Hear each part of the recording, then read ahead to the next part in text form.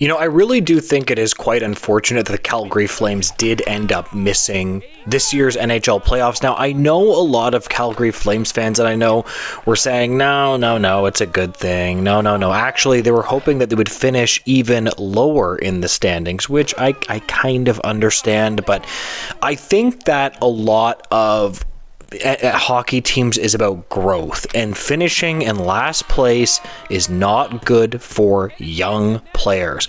There's such a thing as creating what's called a losing culture. Sure, they didn't make the playoffs, I understand that, but I don't want that franchise to go like the Buffalo Sabres route or something like just that they can never pull out a winning season for their fans. So I like that they are competing.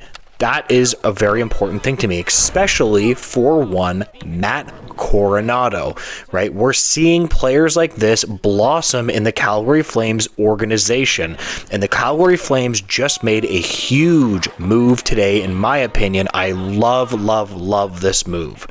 Now, they just signed him to a 7-year deal at $6.5 million. Now, I know when I say this, there's going to be a lot of sticker shock. A lot of people are, that meme of the guy looking at the piece of paper like, damn, like that's a lot of money. I actually have to push back on that.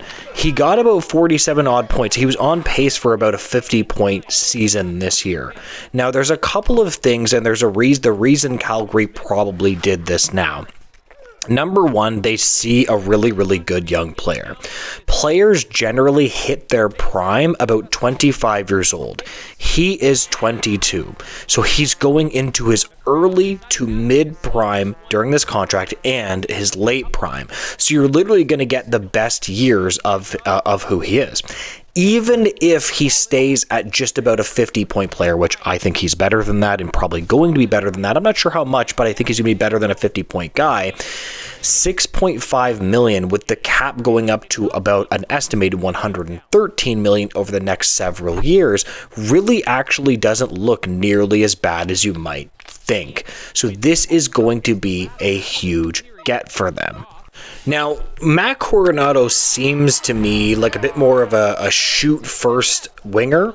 I'm not saying that he can't make plays, but I think that he could use to grow in that and use his teammates a little bit more. I'm not saying he's a terrible playmaker, but he certainly seems to me like a bit more of a shoot-first guy, which is a good thing. He can shoot the puck like anybody else. He is a top 6 winger. So again, getting a top 6 winger for 6.5 is very, very valuable.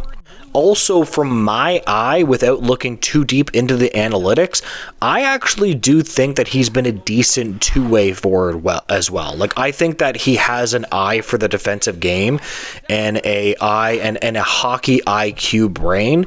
What I mean by that is that he can keep up with NHL defense. A lot of people think that NHL defense is just like anybody can play defense at the NHL level. That's actually not true, right? If it was just effort, everybody would be good defensively. It takes skill to be good defensively in the NHL. Coronato has a little bit of that in him because the game moves so fast. You need a specific high level of high IQ to be able to play defense in the National Hockey League.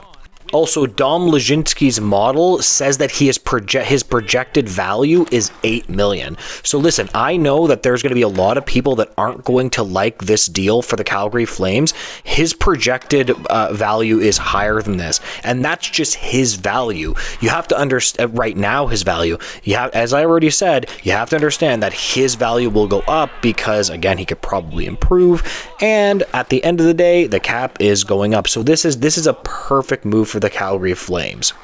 My point is simply this. I genuinely actually think that Coronato right now is already worth about $6 million. If he takes another step, I think that this could be not only a fair contract, but a bargain contract. Another thing is, to be a good NHL team, you need bargain contracts. If you have all guys performing as good as their contracts, you're going to be more of an average team. You need to pay some guys that are overperforming their contract. Anybody, especially a goalie, for example. If you pay a goalie at $2 million and he performs like a starting goalie, I mean, that's found money for you. Now, he was a 13th overall selection for the Calgary Flames. He was very, very good in the American Hockey League. Now, being good in the American Hockey League at a young age is very promising. Now, that doesn't necessarily guarantee anything. We've seen guys like, Nick Robertson or whatever, have really, really good AHL careers.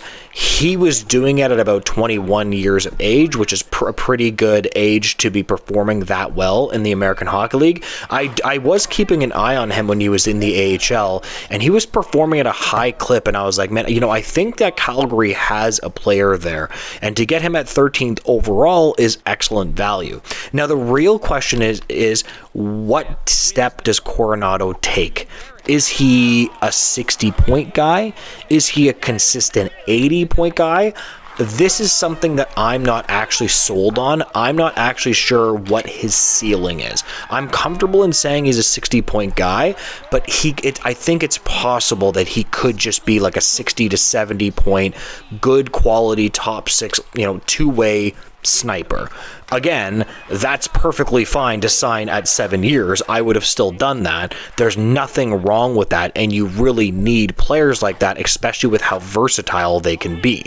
Now, one other thing about Coronato, he averaged about 17 minutes and 35 seconds time on ice with the Calgary Flames, I think in about 77 or some odd games.